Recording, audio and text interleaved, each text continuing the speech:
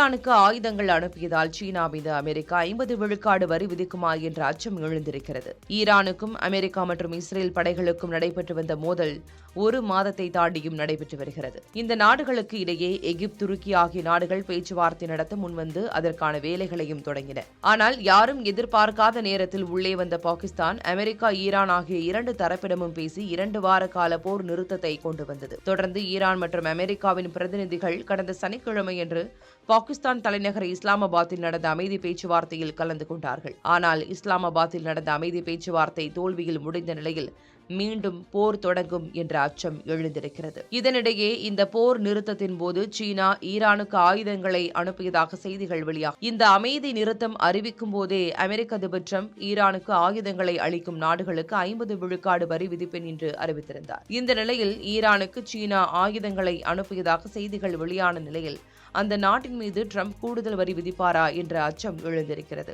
ஒருவேளை மீண்டும் அமெரிக்க அதிபர் டிரம்ப் சீனாவுக்கு கூடுதல் வரிகளை விதித்தால் அதற்கு பதிலடியாக சீனா அமெரிக்கா மீது கூடுதல் வரிகளை விதிக்கும்.